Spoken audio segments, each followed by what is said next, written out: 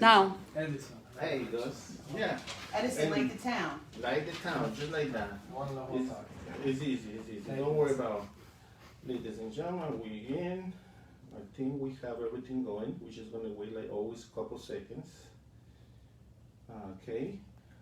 And I guess we are ready. Good evening, ladies and gentlemen. To everybody that's watching us, I want to say one more time thank you for being with us tonight.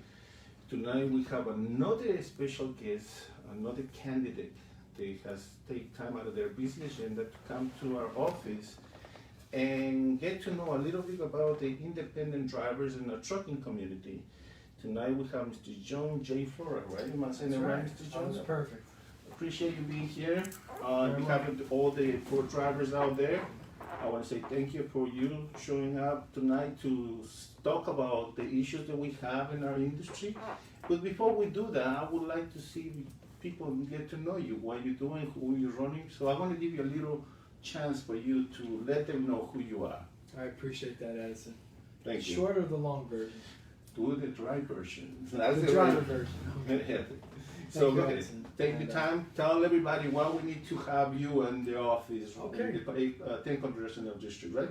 Yes, 10th Congressional District. There you 10th, go. Yes, yes. I will So- do my best to sway the Port Driver Association, and thank you, Edison, for having me. Thank you. My name is John J. Flora.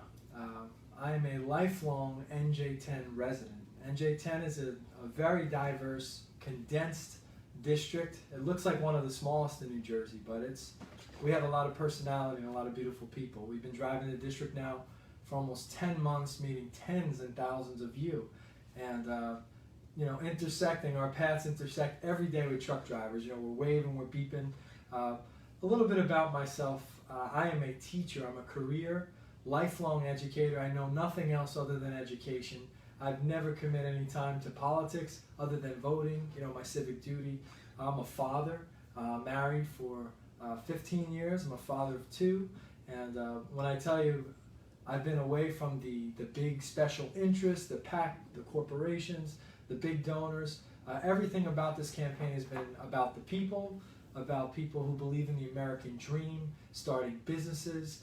People want to see their way, have some upward mobility in life. People want to work and make something of themselves and not feel like this machine, this political machine that's so talked about so often in Hudson, Essex, and Union County, makes them feel stifled. It makes them feel trapped. Like unless they do favors for people or they belong to certain organizations, they can't move up in the world. So I believe in the American dream. I'm here as a teacher, a father, an educator, and I want to learn more about your association. That's really why I'm here today. Well, and how I can help you be careful independent where you wish, they say, right? Be careful where you wish, because we have a lot to teach. Unfortunately, this is the reason why we're trying to get people like you to come into our office, because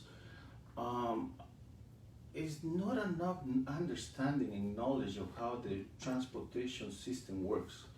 We have a lot of legislation, a lot of new regulations, and everything that has to do with laws to control pollution, way that we drive, the traffic violations, ways, and everything.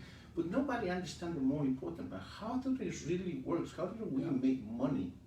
Okay, and we have become, we've been neglected for decades. I mean, the industry has been taking advantage of us since the deregulation, when it happened, unfortunately.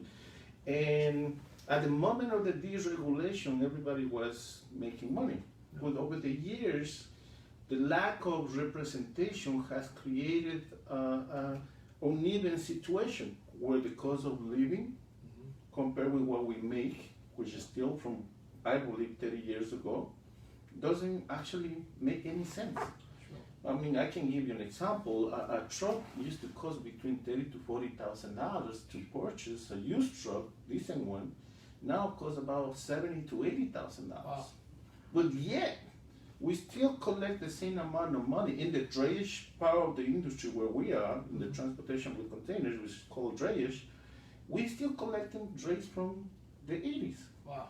So if you go there, just for the people that are far of their families, or truck drivers, or the people that they're trying to understand what is our complaints, is that we haven't been able to increase the rates or do anything because the government has changed regulations by helping us with the fuel surcharge to avoid inflation after the problems that we had with the fuel in 1999 at the beginning of 2000.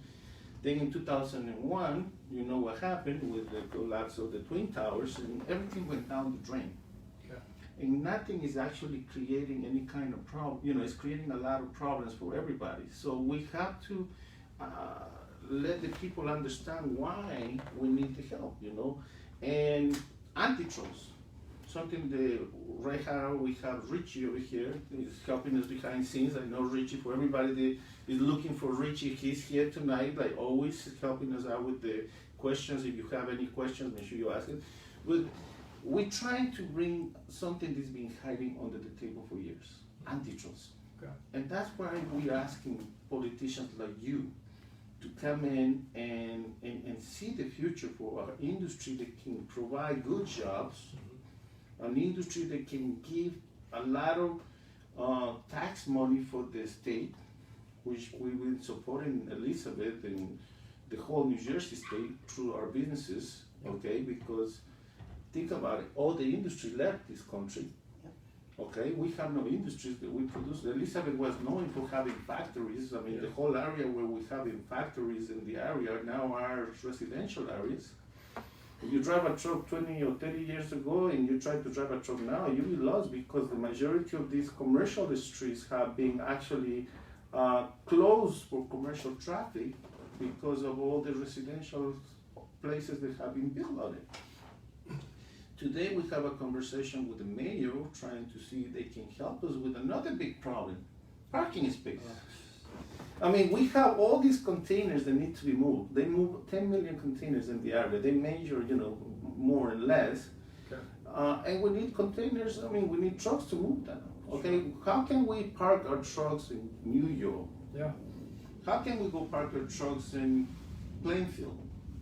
You mentioned all the cities, Patterson. I mean, to come over here, it will be a lot of, it's expensive to move all those trucks by itself. That's right. So when we ask if we want to have some kind of help, they say no. The measure specifically say, I don't want the trucks in my town. I don't want anything to have to do with trucks in our streets. Yeah. And I try to say, we understand about the pollution and how is a bandera saying that the trucks in the area are creating problems with the health and all that stuff. But it's really, that's what is causing us, and they say, I don't care, we just don't want trucks. We don't want to do anything with trucks. We are not going to do anything to help the truck community, and that's it. But this is the kind of scenarios that we're facing.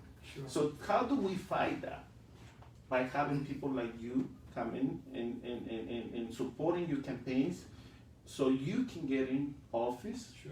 And help us pass the war and understand the community of transportation, not just for the poor drivers, but the whole transportation, because we have dump trucks, we have drayage, which are the containers, we have trailer work, which is loose freight that moves in all these places.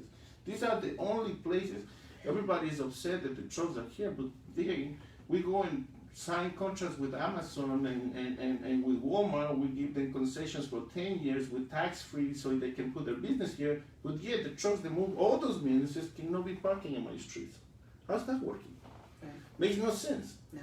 Right? How can you give a company that makes billions of dollars a concession of tax-free for years? Yeah. And the guys that move those things, they have one business, they're sitting in their home, they can't even park the trucks in their own homes. And a commercial street, like happened to Richie. And yes, Richie, one of the questions that you want to add to this conversation. A lot of the truck drivers have lost faith in politicians. They say that it's not worth it. Once they get into office, they forget about us. So, to the viewers out there, if you were elected, how are you going to keep in mind the truck drivers that supported you during your campaign? Great question, and thank you for all that information. No, it's just a conversation. I want you to. Right. So it's a lot to. You say you're a teacher, right? We're taking it in. You know, when the first students come to your class the first day, you try to give them a little brief of what they're going to see for the year. Yeah. Yet, it's still there is a lot, but then you say, you know, as you come in every day, I'm not scared. I'm not scared yet. I'm still in the room. Yes, with our campaign manager. She is a union gal. She bleeds union. and right away, I want to acknowledge your name. Maybe I know that people don't see you. What is your name again? Jill Pittman. Jill Pittman is here with us. She's a union member. She's no longer. You're no longer a union. No, I'm in the UFCW. Yeah. So we are, for the people that say you want to be a union, I say, listen, whatever will help us in every way. We don't try to move the unions away. We need to have a representation. We need to have the antitrust law. Coming back to the conversation. Sure, and back to the question. So I should tell you briefly that I'm a union person. I've been paying dues for 16 years because I believe associations and unions, especially for independent contractors, have power in numbers and groups, and that sometimes it's the collective voice that gets heard by politicians in Congress. Not necessarily the money that a collective voice produces. I have to say up front, to earn your trust, everybody watching and everybody in the room, we are an atypical candidate. We've received hardly any large donations. One of them has come from my campaign manager just to help us print literature. And when I tell you that's it, that's it. You can check us out on opensecret.org. It is 99.9% small donations by the people, former students, business owners, doctors, lawyers. We solicit $1 donations to pay for literature, to pay for our vehicles, to drive the district and meet the people and hear the concerns. Here's another bit to try to earn your trust. In an area where I am not an expert, I'll be the first to say I have a brother who is a truck driver. He drives the Eastern Seaboard. His name is Jimmy. He's 6'8". He looks nothing like me. He's not a slender build. He's a truck driver. He's got the burn. What do they call it? The burn on your arm. The farmer's tan. The farmer's tan. He's had a farmer's tan his whole life, and he can kick my butt his whole life. But I'm still his big bro, and I have talks with him as a truck driver. The peril, the danger, the weight of trucks. People don't understand you can't cut trucks off. So I get truck language. I've also taken a motorcycle across the country, and I've intersected with truck drivers through Chicago, all the major cities across the country. So I have just a very visceral, real just appreciation for what you do when I pull over in truck stops and just have conversations. All of that said, the last thing about earning trust, we go to the people, we don't take the money, and if you check the records of my opponents, it's majority PAC money, majority large donations, and I ask you, reach out to them. See if they get back to you. See how long it takes to get a phone call, an email. We pride ourselves in, when we say we're going to be in a meeting, we're there. We pick our phone up, we pick our email up. If I can't get it, our campaign manager, Jill, gets it. So hopefully this is the beginning of a long conversation with everybody watching because we want to be representative. Yeah. Yeah, Richie, go ahead. The port driving, the drayage community is a very diverse community. We have a lot of Latinos, we have a lot of Africans, Eastern Europeans, South Americans. Sure. So what is your opinion on diversity? Great. I'll start with estoy corriendo por una posición en el Congreso. Mi nombre es John Flora. Soy maestro, soy padre. I try my best to speak Spanish, engage with bilingual students for the last 16 years of my life. I work in the only bilingual ESL intake center in Jersey City middle school number 7. So I work with children who are escaping, they're refugees from Syria, countries like Mexico, the Caribbean, and they come here for opportunity. Their parents come to work. So not only do I engage with those children every day, but I engage with their families, and I try to make them feel welcome, to realize that education is a passport to opportunity, and they don't have that. So it's not always easy to speak the language and meet the people in their cultural way and through their language. But when people know that you're one of them and you understand the struggles of being an immigrant, first generation American, and like my family was a few years ago in Jersey City, I like to pride myself not only as a talker, but as somebody who's done it, somebody who's been living it my whole life. So thank you for the question. And that's the thing, this is the thing that we want to make sure that you understand for the drivers that are out there, because we have a lot of old timers. Okay. That they don't believe that the politicians can do anything for us. We want to invite them to understand something. What we're doing in this office with Port Driver Association, what we're doing with politicians, with you, is bringing new blood into congressional districts so they can understand the new generations that are waiting behind for help. I mean, we have to, like I say, we have a mayor in Elizabeth for more than 10 years, and he has a mentality that doesn't understand the concept of how this works. Everybody has a different view of everything. So we need to bring fresh people into Congress in power so they can help us help everybody else in everything the positions. Like I say, the only industry that has created us many jobs for warehouses, for trucking for trucking companies as secretarial, accountants and all the stuff is the transportation industry. That's right. But yet, nobody has actually do anything in political power to understand a little bit about these kind of problems that we have. Yeah. And somebody asked me, okay, what a politician, I was telling, this is some things that we talk with drivers when they come in, because we go out there with the drivers and try to teach them why they gotta get involved politically, okay? And they say, okay, tell me what a politician that gets in power that is with us can help us with. And here's the answer for that, and for you to understand. We have what they call lease agreement. Lease agreement. Federal true lease agreement, okay? Mm-hmm. That agreement is a law. I didn't create it. I'm not asking you to do a legislation. I'm not asking you to write it off. It's just a lease agreement. It's created by the federal transportation system, right? All we need to do is enforce it. Why do we need to enforce it? You are an independent truck driver. How many of you went from company to company and the lease agreement changes? To the point where we don't know, the majority of these independent drivers are minority groups from the third world countries. So the first problem that they have is they don't understand the language of that. Right. Because it's driving in our language that is complicated to understand to anybody. A lawyer won't understand the language because it's transportation language. The second thing is we have blank spaces where if you have an accident, they say if you're responsible for empty space in case of an accident. So when the accident happens, the driver finds out that he got to pay $5,000 for the insurance. Then we have a percentage. Well, the driver is going to be paid by blank space. And then when you come and say, why will you pay me that? I say, it's in your contract. And then they fix the thing and they put it in the contract. So a politician, for the drivers that are watching us, can come and help us enforce those laws. Yeah. We don't need to have 20 different lease agreements. We don't want you to have 20 different lease agreements. One will do. It's already established, it's the law, but who's enforcing it? Who's enforcing it? I can't go enforce it. I don't have no way to do it. The organization, they will laugh at me. I mean, We're talking about federal laws here. Federal laws. So it's incumbent upon the federal government and federal policymakers to not only create laws that work, but that are being enforced.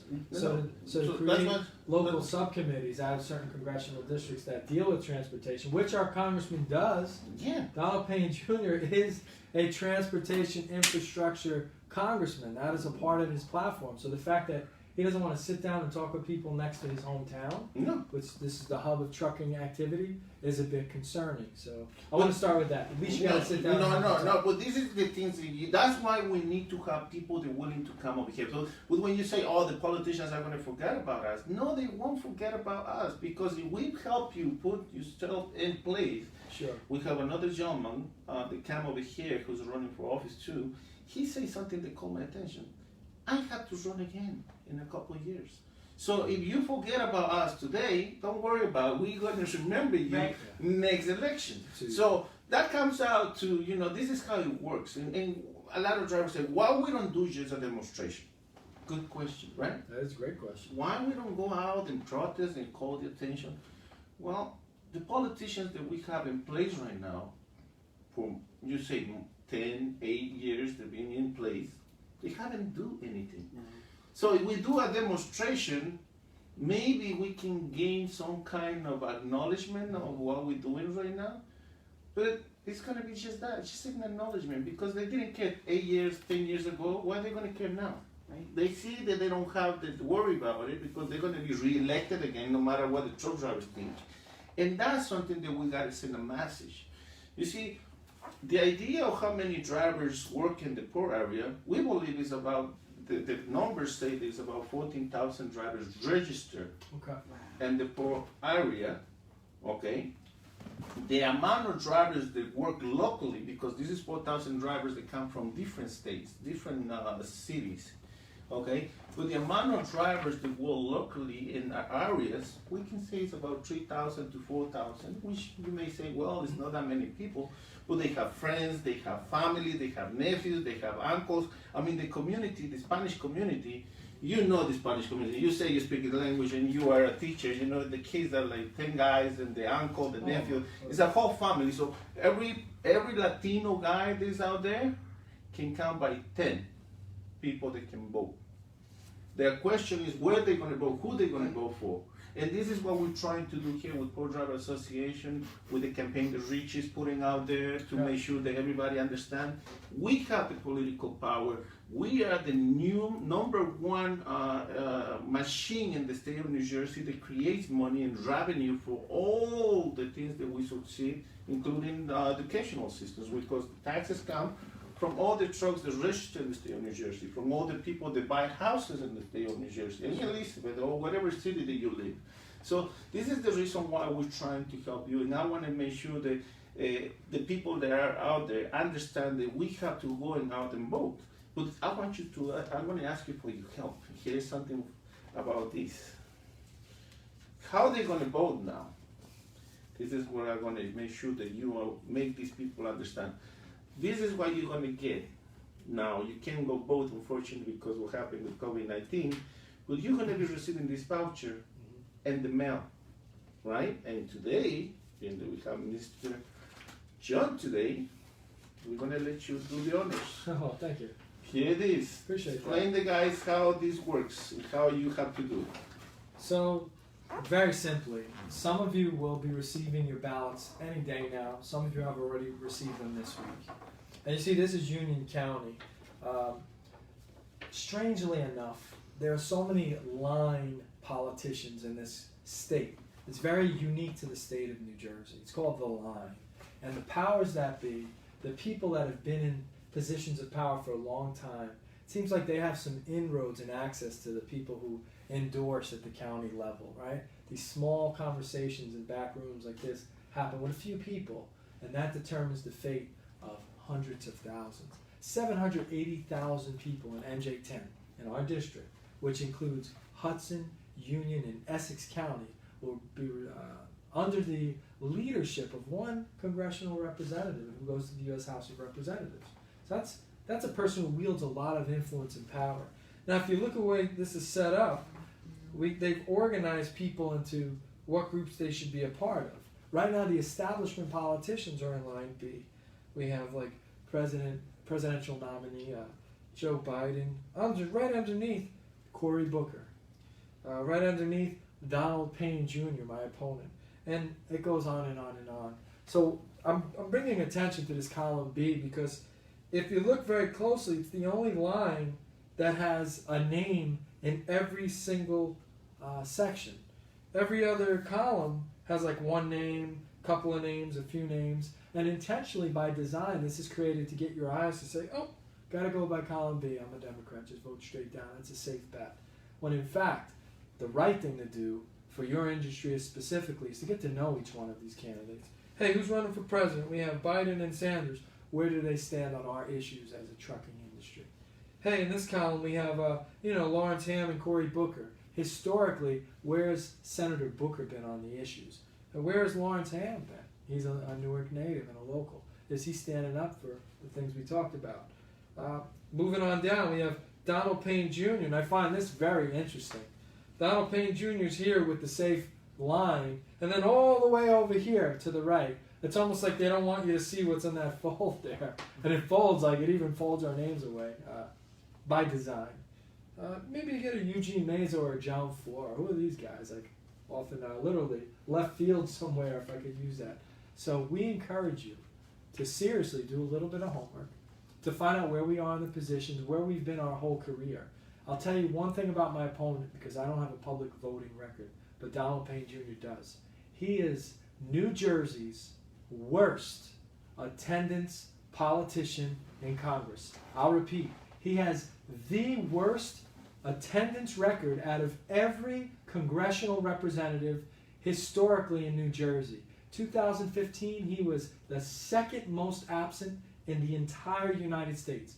435 congresspersons, he was the second worst attended. Well, I guess we're number one in something. Oh, actually, number two. Number So if I could leave you all with anything, it's to do your research on how these politicians who are sitting in these seats getting $174,000 a year show up. And I think tonight there's more evidence of who's willing to sit down, even if it's just for a few minutes, to understand more and to be accessible. I think I'll end with this: a representative, it has the word present in it. And my job before anything, before I take a side and say you're right or you're right or you're right, is to say I'm present at the table and I'm going to listen fairly and try to understand the issues before I come to a decision to be, a lawmaker. And that's what we want. I mean, you gotta understand, it's always two sides of the coin. It's always two stories that Yes. you have to check. Yes. I'm not saying that we have the right story. I'm saying that we need to be here. Okay, a lot of people say, well, what you asking is impossible. No, it's not. Mhm. We're not trying to create new regulations. We are not trying to do anything different. We're just trying to enforce the ones that we have. Okay, so these companies, I mean, the industry is so complicated. Right now, they're trying to reclassify our industry to make the independent drivers about that. Misclassification of drivers. Yeah. I don't understand that completely, but Well, that's interesting. the problem is because nobody enforcing the regulations of lease agreements. Sure. That has created the notion that the independent drivers are nothing but employees for trucking companies that are trying to waive their responsibility for an employee. But it's not that. It's just that you have regulations and laws and everything that nobody's enforcing, so the drivers don't know what to do. It's like, I give an example. I have a person, and I hope he's listening. He worked for a company, okay, and the rules of the company were that he had to be at 6 o'clock in the yard to pick up his empty container, or somebody else after 6 can pick up that empty container to keep the road moving. Yeah. Drivers will come at 3 o'clock in the morning, pick up his containers and leave, right? But when he tried to approach the trucking company and say something about that thing that was happening, he was let go because they just don't like troublemakers. I was let go myself. Okay, I was let go by a guy. One guy, I remember one guy. It was called the company. I don't want to mention the company; it makes no sense. But he called me in my years when I was helping the Teamsters organize the drivers before we knew the antitrust law. Okay, we went there, and I was one of the most aggressive organizers in the state of New Jersey in the ports. And I was actually confronted by different company owners and asked, if you come in to make trouble in my office, in my company, we won't want you. Right. Okay, so, but this is the kind of trend the drivers, I have a lot of drivers that go out there, okay, they say, listen, you have to stand up for yourself. And that's all you have to do. Sure. But it's false, because you can stand up and then you get out. And the drivers are upset because they say, well, I mean, I'm trying to stand up, and look at these losers. They're all losers because I'm standing up and they're letting me go and fail in my own. And that has created a notion it's normal to just bow. Keep your head down. Don't say nothing. And what we're trying to do is we're trying to establish the organization of Port Driver Association to have a voice. So the drivers can see their rights. We were talking to Will, right, about the creating a Port Bill of Rights. So we can have the drivers, the independent drivers, understand their rights through the lease agreement that we want to enforce. Truckers' Bill of Rights? Yeah, we can create one. Great. Okay, where we can enforce this kind of Bill of Rights. We can be enforcing by creating the lease agreement that we can say, this is the lease agreement that you're going to take to your trucking company. Right. Okay, you don't want to be talking about, oh, you're going to come to my company, this is what you got to sign. No, this is the lease agreement. It's a federal lease agreement. We didn't create it, the government did it. This is what we want to use. Take it or leave it. And your association would like to have some local power as an association to make sure that the federal government's enforcing what is in pen already and has drive. Yeah, because at this moment, let's talk about the realistic moment. I go right now to any trucking company, I say, listen, this is the lease agreement that we would like to use. They will say, who are you? Get out of here. I don't even know. You come with a, you know, you have a Facebook show, two people come, they're running for government, and now you think you the, you know what I'm talking about. Got it. Right? So this is the kind of situation. We want to make sure, you know, a lot of drivers, and I have to say because a lot of drivers are in a position where they fight with their longshoremen inside the ports because we are in a different level. You know, they work on by the hour, they have working conditions that are based as a human being. Independent drivers get by percentage. So when you have somebody that's working by the hour, they work normally. Independent drivers, if they don't leave that terminal, they don't make no money. So we can create an hourly surcharge, and everybody's afraid of this hourly surcharge because they say, who's gonna pay it? But wait a minute, they created a fuel surcharge. Right. And nobody got afraid who's gonna pay it, nobody questioned it. So why can't we create an hourly surcharge? And people say, well, with the hourly surcharge, how is it going to work? Well, we know the antitrust, we can't put any rates.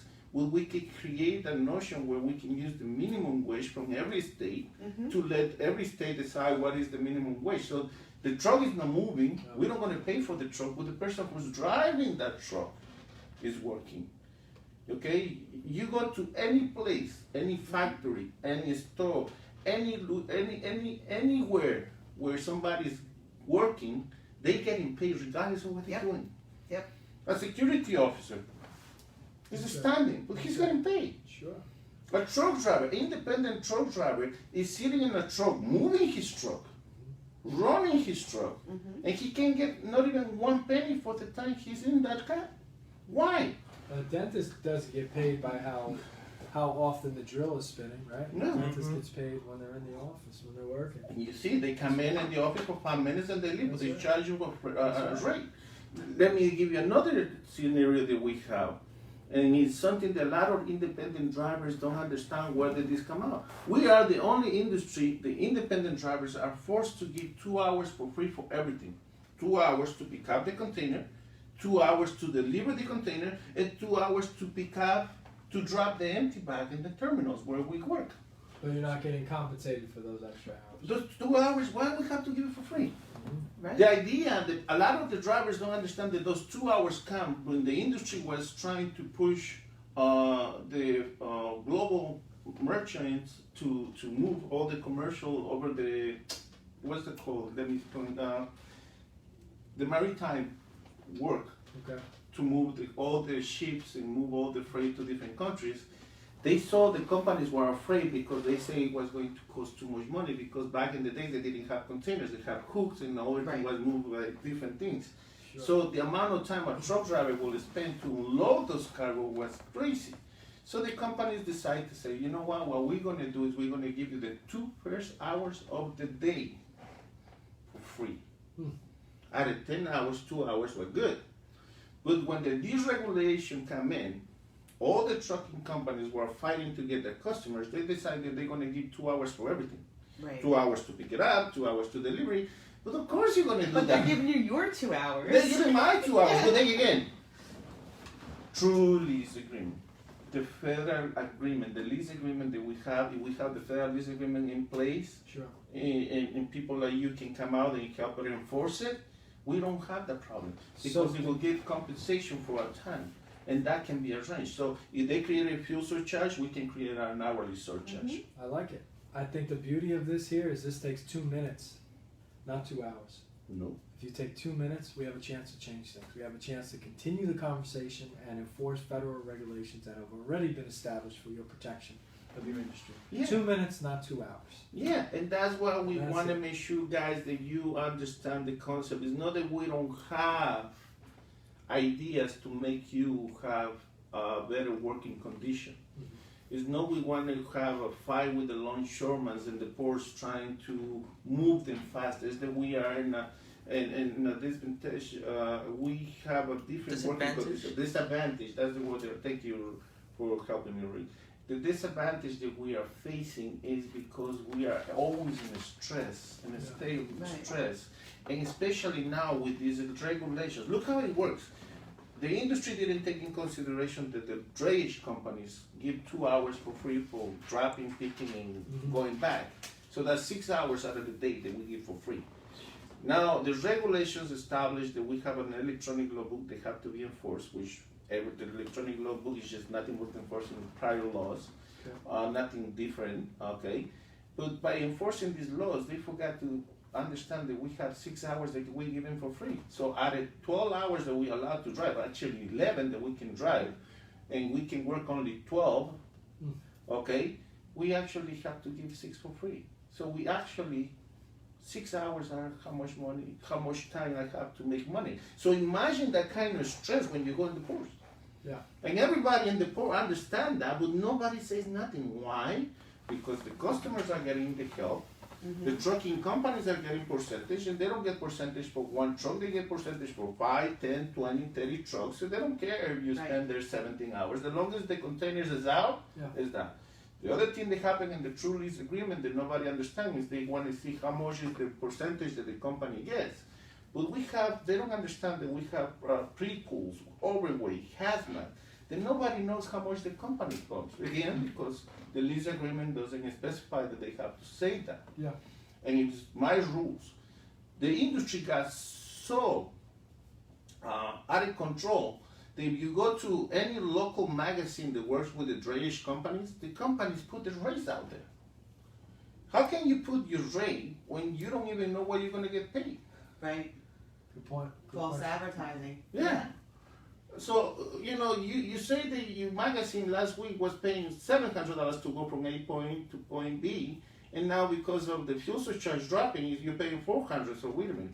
You mentioned in the magazine, I have your magazine, I can take you to court because you promised to pay these. Now so it's, it's a disadvantage. But nobody's pressing any attention to these things. I have the proofs. I have magazines for 2 years where we can see the rates having moved an inch. Wow. But yet the price to purchase a new vehicle is more than doubled. Do you know, talking about pollution, if you buy a new truck, they put 10% increment of tax for the pollution Emissions law. control? Yeah, emission controls. 10% of a truck that costs $160,000. So you can imagine that. Richie, I saw that you were raising your hand, so tell me. Sorry, I was in the moment. I want to express all my feelings. One of the drivers commented saying, "Oh, that all sounds good, but no company's gonna hire you if you don't follow the company's rule," which is kind of contradictory because if we're such independent contractors, we should be able to set our own rules, right or wrong? Well, I don't see. Have you ever seen a painter that comes in your house and give you a rate and you say, "No, I want to pay you this"? Right. And with the master lease agreement, that would take care of that because it Yeah. would set the rate for everybody, and then that way that company can't do any shenanigans because if they do, they'll have to answer to maybe the DOT or some sort of enforcement. Yeah. Oh yeah, we can have an enforcement because the problem is right now is this, okay? The money is out there. For the drivers that are looking, the money is out there. The problem that we have is that we are actually never seeing it.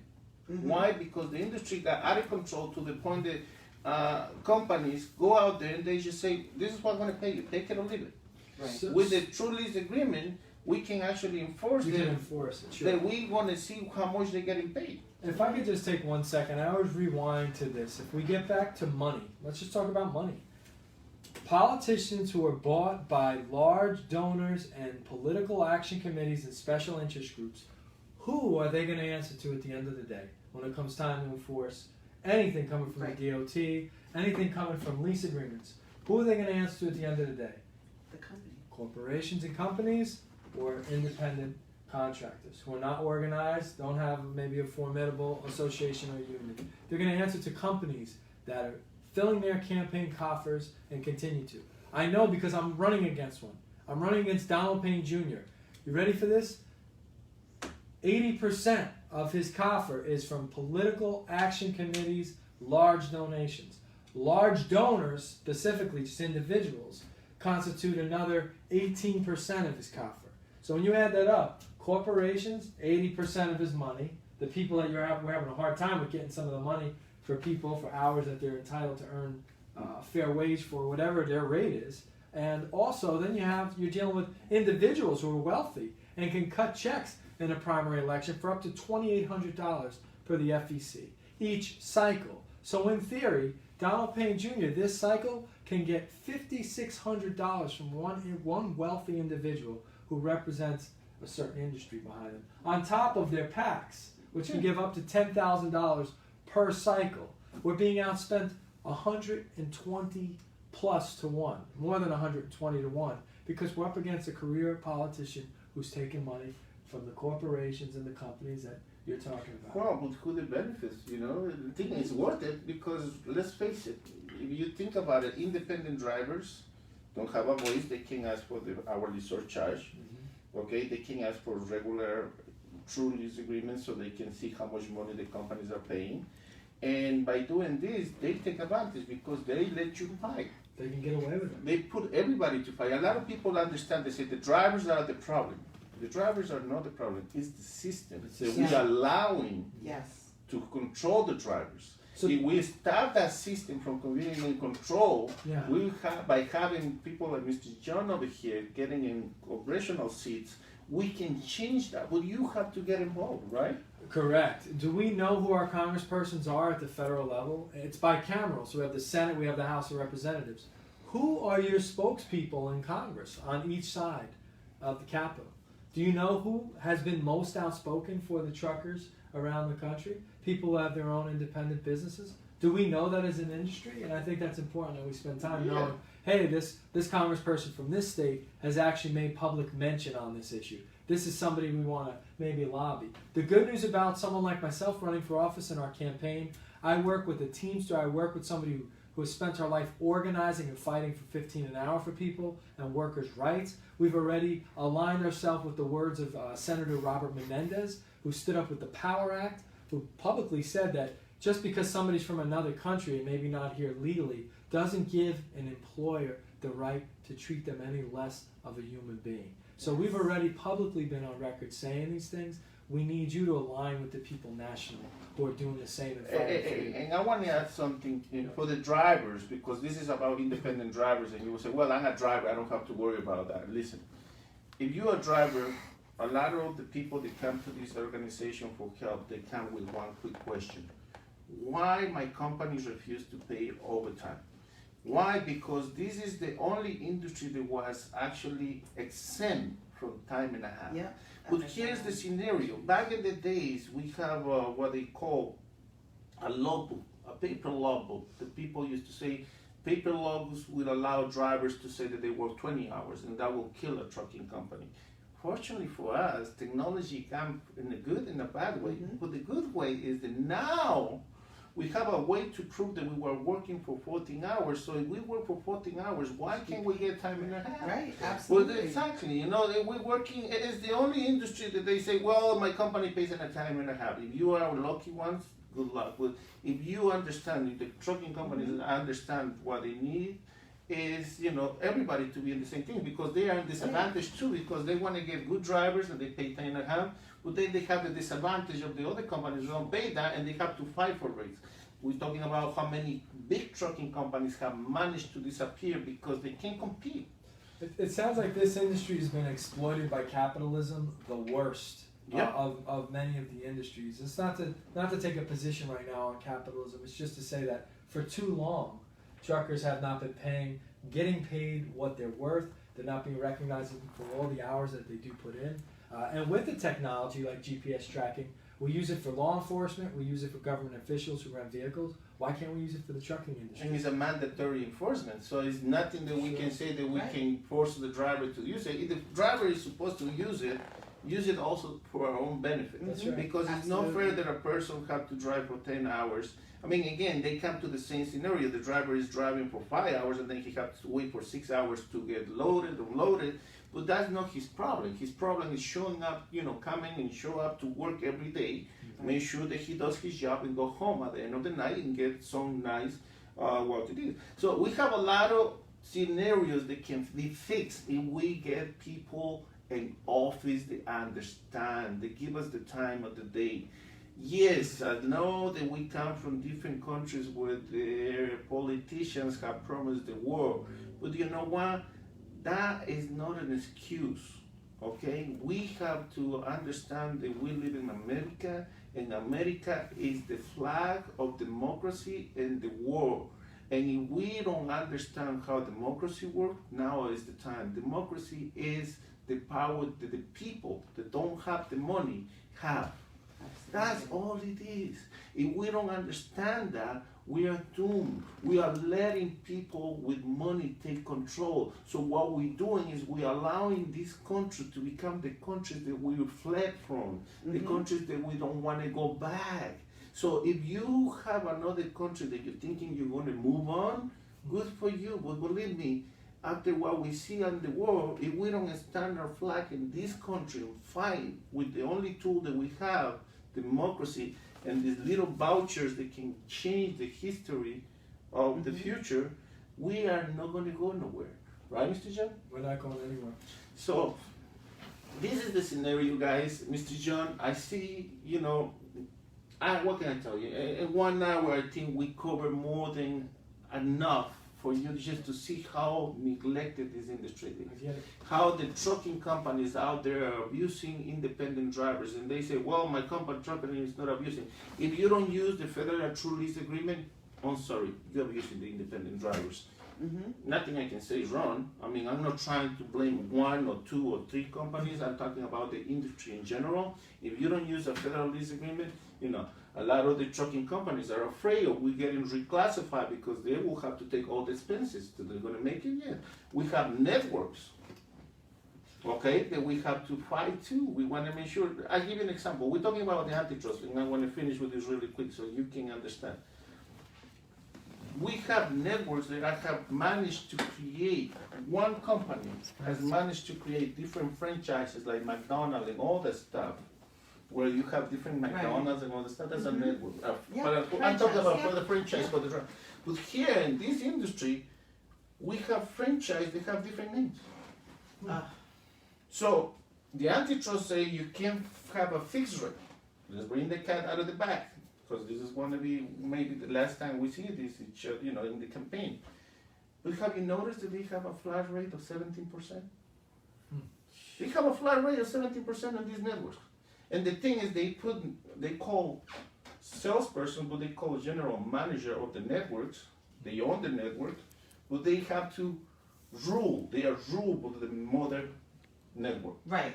They take all their marching orders from the same place. They take the marching orders, they take the safety, the place, and they learn that New Jersey is a state that don't like trucking companies, so they managed to go to the heaven countries heaven states like Virginia, Georgia, and all the these right to states, work states. where they are more friendly, but they use those shields to come over here and take advantage of the working drivers in New Jersey and take all the mother and papa companies that were sitting in New Jersey from the beginning out of business. Right. And they say, well, we have a good company with us. Passphrase system, all the networks that come out there really belong to a network. Like many more that we have. They come and take advantage of the drivers. Why? Because they say, we give you the release agreement is 70-30%. But why the network takes 70% from the growth? How do they manage that stuff? How do they get away with having company A, B, C, D, E, F when they should say company A? Right. Worldwide. So this is the kind of scenarios that are out there that nobody want to talk about.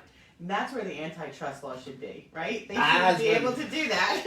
You see, but this is the things that I know, but nobody else want to know about it because the drivers are afraid. They say, well, one of the criticizers that I receive every day is like, you've been doing this for almost 2 decades, 20 years for the people that don't see it, and you haven't made no changes. And I say, well, in order for me to make changes, I have to understand the industry. And it took me 20 years to understand the industry. I know where everybody's hiding. I know what the freight broker does. I know what the custom broker does. Okay, I know what the salesperson of a trucking company does. So you have to understand the industry in order to find a solution and see where the money is going. Because if you go to a supermarket, you're a teacher, you go to buy supplies in Staples, nothing costs 30 cents anymore. In Staples, everything is up.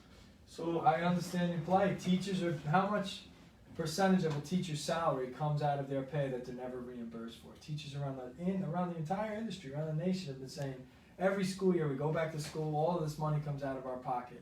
But when we're not organized and we're not collectively speaking about it, some people call it an attack on women because it's a predominantly female industry. And, women they'll be a little more passive, so let's just keep giving it to them and expecting them to do it It's for the same free. thing here. And it's the Right. same feeling. So when we talk about systemic oppression and feeling like you're being taken advantage of, and that's why having the being under the umbrella, the auspices of a union that stands up and fights for what you deserve and what you're worth and your value. I think that every American deserves to have a living wage, get paid what they're worth, especially when they're bringing frontline supplies to doctors and lawyers who need them around the country. We're moving ventilators around the country, PPE, protective gear, and the people have to sit and give up a few hours of their own free time. They're going to And be the not get ones to paid for deliver it? the vaccine. When the vaccine comes out for COVID, it's Yeah. the truckers that are going to deliver the vaccine. Who do we going? And this is the sad situation. I mean, I don't mind as a trucker myself. I don't mind giving 6 hours for a person in a hospital for free, Right. because I can be in that hospital. My family can be in that hospital. But when you give 6 hours for free to a multinational that make more than Yeah. billions of dollars in Absolutely. profits, Absolutely. and you know which ones I'm talking Yeah, about, oh, okay? absolutely. You shouldn't be forced to be generous. And those with are the your ones, time. the majority, those multinational billion-dollar companies are the ones that are taking the most out of these stores. Those are the ones that are getting exemptions in every state, in Right. every city for their stores. And they're the ones that treat their employees outside of the trucking industry like dogs as well. And they take it all for themselves. And that's what this is a redistribution of what's right. You shouldn't have to give up time. You shouldn't have to give up money. Yeah, that's what I said, the wrong and the right. You know, we don't want to go to the right, we want to be in the middle. Mm-hmm. The idea is to have a good interest. Richie, go ahead. For our viewers out there, what kind of Democrat do you consider yourself? Progressive, conservative, blue dog? So I'm a family and faith Democrat. On certain issues, I'm a progressive Democrat. When it comes to paying for things, sometimes I'm moderate because we can promise the world. Somebody once said to me that there is no blank check when it comes to public education. It's so easy to say we want to give our kids the world and give them everything they need. School lunch, free college for everybody. Like, why shouldn't we give everybody everything?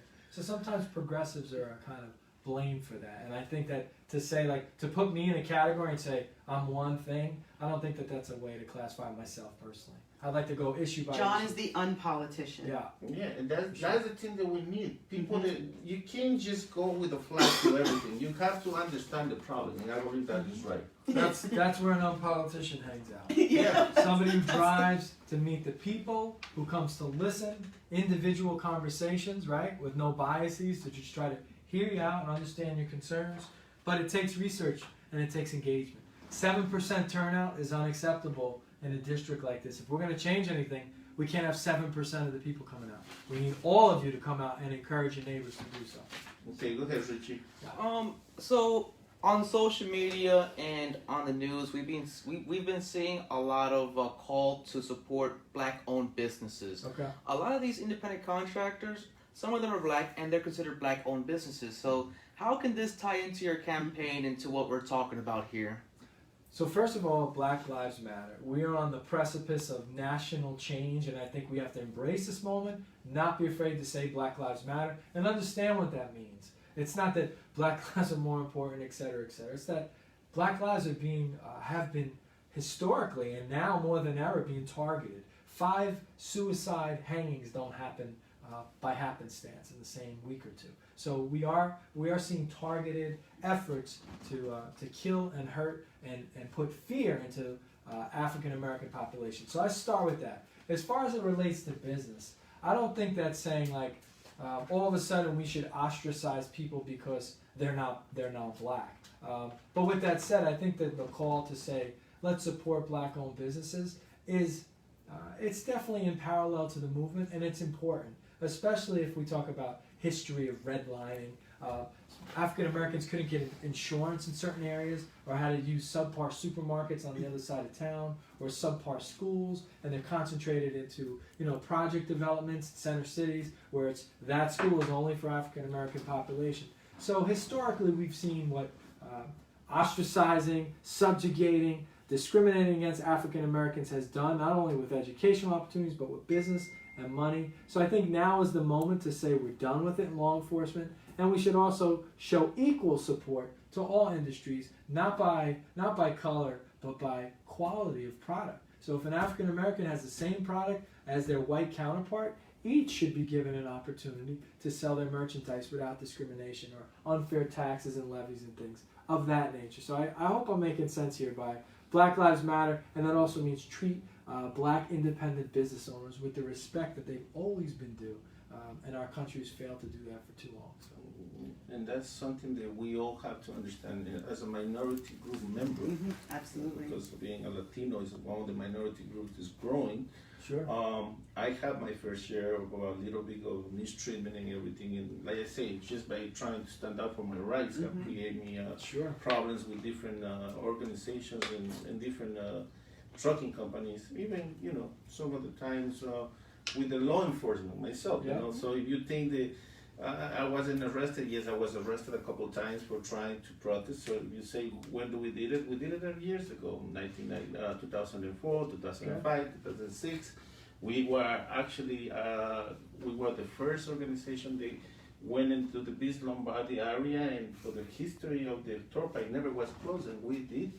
Nice. We have the East Lombardy Res area closed for that day. Up in Wisconsin, we're talking about. No, right No, here. on the Turnpike. Yeah. Oh, Vince Lombardi, I got it. Okay, I thought you went to. No, right here when in the the Packers Turnpike. were- Yeah, because after 2001, with the Patriot Act, we couldn't do anything in the federal. And people don't understand that we have a federal facility. The ports are federal. Great. So a lot of people don't understand because they want to go out and demonstrate, and they try to say why you don't go out and demonstrate. We want to tell the people that demonstrating is one thing, but we have to look for the welfare. I look for the welfare of the The drivers. best way to protest is to vote. And That's the best way to protest. That's what we're trying to do now. We went already. That's why I say when people say, "What have you done in 20 years?" That's what I learned. I Right. have learned to find out that this is the only way, guys. This is the only way that we can have a voice. Supporting people like John and all the people, all the politicians that have come to our office to give us the time of the day to take time to talk about issues that maybe tomorrow, maybe forget it, but at least we have something right now that we have to be sharing so the people that are our families, our friends can see the reality of our industry so they can understand why you're complaining. Because they don't understand that you may be driving a nice little car, but they don't understand that you work almost a whole day out of Agreed. 24 hours to make sure that that truck gets paid or that car gets paid. So, Mr. Young, I know it's been a nice hour and it's been a pleasure. I mean, this is what it passions me about these issues, and helping people like you that I see that you have a passion to help the community. Give me joy and taking time out of my time to be here and meet people like you that want to do something for the community, and I hope that we can have you have the opportunity to see you in Congress and have the opportunity to You'll see be you working in with action. me. Oh, Me and you'll I- be writing that master agreement. We'll be definitely making the sure that those lease agreements get enforced. So I have any other homework. I have homework. As a teacher, I have homework, and that's why we come out. Tarea, right? yeah, My homework is to understand the federal Lease lease agreements agreement. better, antitrust laws, and to see how specifically that intersects with the trucking industry, how it's impacting all the viewers out there. And to finish this segment and this session, I want to let you have a couple minutes for you to send a message again to these people that are watching and going to be watching. Sure. Yeah.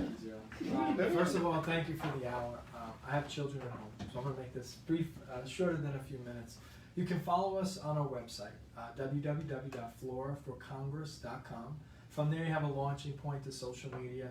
If the spirit moves you to donate, we'd love to have a $1 donation from 100 people and not $100 from one person, if you understand where we're going there. Or you can find us on Facebook, Flora for Congress, Twitter, Flora for Congress, Instagram, whatever your platform is. Better yet, though, if you want to meet us, and that's what this campaign has been about. It's been about hitting the pavement like truck drivers do every day and getting out there and doing the real work. We pride ourselves in less social media and more conversation. Eye to eye, right? Let's hear each other. Let's see each other in the same room. We've driven thousands of miles. At least 100 times we've been out there. We've been hiring people who are looking for jobs who've been impacted by COVID to get in their car. We put a sound system on the top and we tell people about our platform in their neighborhood, on their block, and we sit and listen. And again, I bring it back to we want to be the representative, not who makes the decisions, but who listens to the people who are best equipped to make the decisions because you've been living it for 20 years. Right. I just stepped in the room 20 minutes ago, and you had to tell me all that. 20 years in 1 hour. And Right? believe me, it's only just a little thing. So who should write the policy? So Well, should it be me, or should we be at the table together? Right? I'll be happy with you helping me. Good. So I just want to say to all the people that are watching and they're going to be watching tomorrow and the days that are coming, Port Driver Association has been working really hard. I'm glad that I met Richie, who actually helped me involved in getting in politics, and I learned something new because every day we learn something new. And bringing new blood like Richie in here has helped me understand different things and helped me reach people like you to give us the opportunity to give some of my knowledge. Well, thank you for giving me the opportunity. And it's like likewise, you know. And I want to let you know we have already bring Senator Mr. Rick Mehta, which has offered us that he will help us put our voice out there. We'll see him from the district number 9. Okay, a little great. Okay, Billy Prempe. Am I saying it right, Richie? Billy Prempe. Prempe. That's the name. From the 9th Congressional District. And now you, Mr. John Flora, from the district number 10. Sure. So we have done our homework.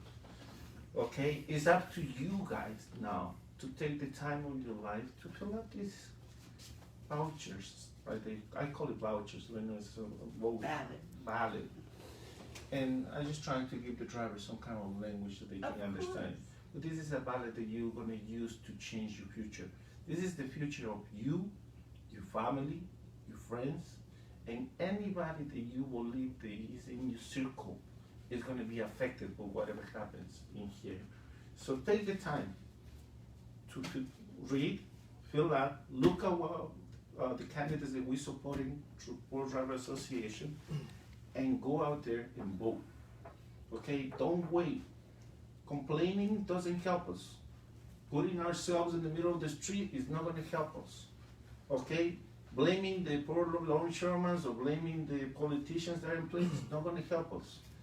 This is the only thing that can help us right now. Believe me, 20 years trying all different kind of things didn't help. And this is the last solution that I think is right to use it. So thank you, Mr. John. Thank you. Thank you to you. And Thank you. July 7th, you have to have that in the mail by July 7th. July 7th, guys. Can El we 7 de julio. Si se puede. Sí se puede, yes, sí se puede. Thank you, guys. Have a nice day. Thank you.